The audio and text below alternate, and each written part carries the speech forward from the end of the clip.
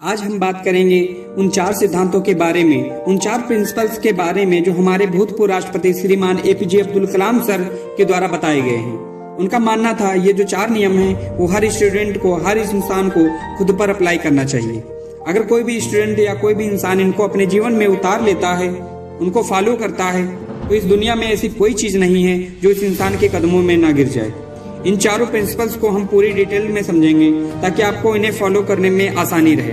Number 1, मेरा एक महान उद्देश्य है। हमेशा अपने आप को याद दिलाएं कि आपका लक्ष्य बहुत बड़ा है। अपने आप को बोलिए कि I will have a great am. दोस्तों, सन 1958 की बात है। डॉक्टर एपीजे अब्दुल कलाम एक पायलट बनना चाहते थे। उन्होंने मेहनत करके पायलट बनने की सारी परीक्षाएं पास कर ली, लेकिन पायलट की वैकेंसी में केवल 8 सीट ही थी। Doctor APJ Abdul Kalam 9वें number पे थे। अब उनका सिलेक्शन केवल तभी हो सकता था जब उनके ऊपर 8 कैंडिडेट में से या तो कोई अपनी वैकेंसी छोड़ दे या फिर मेडिकल में आउट हो जाए। लेकिन उनको इस बात का काफी डिसअपॉइंटमेंट हुआ कि उनका सिर्फ एक रैंक की वजह से सिलेक्शन से आउट हो गए। लेकिन उन्होंने ये स्वीकार किया कि it was a disappointment for me but disappointment could not define मी। यानी कि मैं निराश जरूर हुआ था, लेकिन निराशा कभी मुझे हरा नहीं सकी। उन्होंने ठान लिया था कि भले ही पायलट बनके एयरक्राफ्ट ना उड़ा सकूं, लेकिन एक इंजीनियर बनके, एक साइंटिस्ट बनके मैं एयरक्राफ्ट जरूर बना सकता हूं, मिसाइल बना सकता हूं, रॉकेट बना सकता हूं। और दोस्तों, ये तो किसी को नहीं पता था कि अगर doctor APJ Abdul Kalam pilot बन जाते तो वहां तक पहुंच पाते। लेकिन उन्होंने इस बात को जरूर साबित किया। अगर वो पायलट नहीं बन पाए तो उन्होंने रॉकेट और मिसाइल जरूर बना दिए। भले ही वो इंडियन एयरक्राफ्ट के पायलट नहीं बन पाए, लेकिन राष्ट्रपति जरूर बने, जो कि तीनों सेनाओं के कमांडर इन चीफ होते हैं।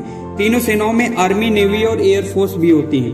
दोस्तों, उनका कहा गया रूल नंबर 1, हमेशा अपने आप को बोलिए कि I will have a great aim. मैं अपना लक्ष्य ऊंचा रखूंगा। ये प्रॉमिस हमेशा अपने आप को याद दिलाते रहें। पॉइंट नंबर 2, मैं लगातार ज्ञान प्राप्त करूंगा। दोस्तों, यह रूल कहता है कि I will continuously acquired knowledge, यानी कि मैं हमेशा लगातार ज्ञान हासिल करता रहूंगा। अब उनके इस दूसरे रूल को उन्हीं के जीवनी से समझते हैं। Doctor APJ Abdul Kalam sir को मिसाइल मैन के नाम से भी जाना जाता है। वो एक इंजीनियर थे, एक वैज्ञानिक थे। उन्होंने बहुत सारे मिशन को लीड किया और सक्सेसफुल भी रहे।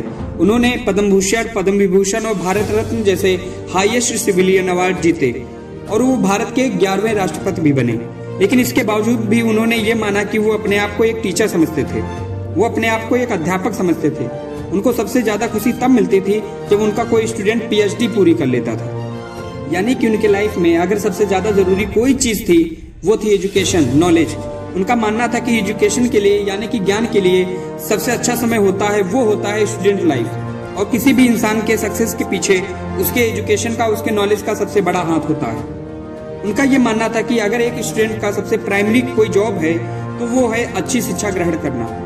एक विद्यार्थी की एजुकेशन के अलावा दूसरी चीजों के बारे में नहीं सोचना चाहिए।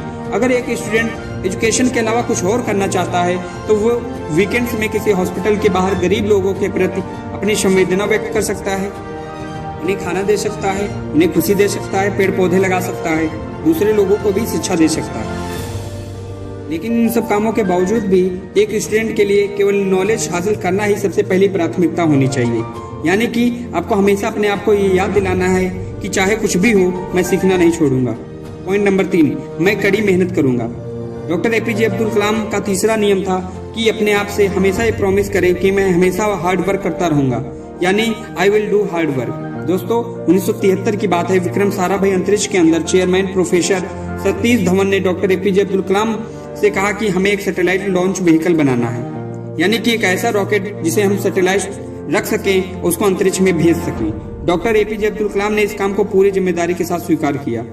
वे इस मिशन व प्रोजेक्ट के डायरेक्टर थे, यानी कि पूरी टीम को उनके नीचे काम करना था। उनके नीचे 1000 से भी ज्यादा दूसरे इंजीनियर, करीब 10,000 वर्कर थे। इनके अलावा भी कई सारे ऐसे लोग थे जो इनडायरेक्टली इस मिशन से जुड़े हुए थे। इतनी बड़ी टीम को 6 साल का वक्त लगा प्रोजेक्ट शुरू करने से लेकर लॉन्च करने के दिन तक। 17 अगस्त 1979 इस तारीख को सैटेलाइट लॉन्चर का टेस्ट होना था। लॉन्च के 8 मिनट पहले सारा कंट्रोल कंप्यूटर के हाथों में दे दिया गया, लेकिन उसी वक्त एक चेतावनी आई कि लॉन्चिंग में कुछ दिक्कत है।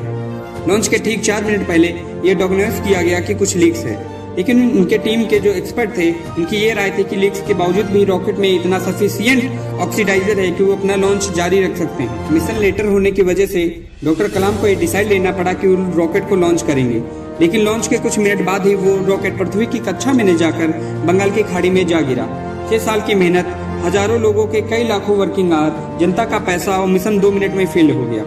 लेकिन जैसा कि doctor APJ Abdul Kalam rule number 3 में बताते हैं कि हमेशा अपने आप को याद दिलाते रहें कि आप कड़ी मेहनत करते रहेंगे। ठीक उसी नियम का अनुसरण करके डॉक्टर एपीजे अब्दुल कलाम अपनी टीम के साथ 1 साल और कड़ी मेहनत करने के बाद प्रोजेक्ट के शुरू होने के 7 साल बाद आखिरकार उन्होंने साबित करके दिखाया कि कड़ी मेहनत आपकी असफलता को सफलता में बदल सकती है। यानी कि आप हमेशा अपने आप से कहते रहें, I will do hard work. Point number 4, मैं दृढ़ और सफल रहूंगा।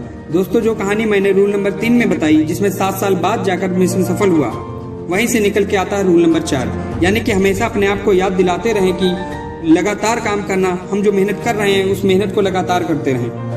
चाहे कितनी भी मुसीबतें आए, लगातार आगे बढ़ते रहना, अपने शब्दों पे और अपने वचन पे कायम रहना।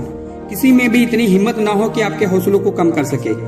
हम ऐसे कई सारे लोग हैं जिनकी आंखों में कुछ सपना है, जो कुछ लोग करना चाहते हैं और काम करना शुरू करते हैं अपने सपनों पर, लेकिन समय बीतने के साथ साथ उनकी विल पावर कम होती जाती है। दोस्तों, आपको किसी भी कीमत पे अपने हौसलों को टूटने नहीं देना है।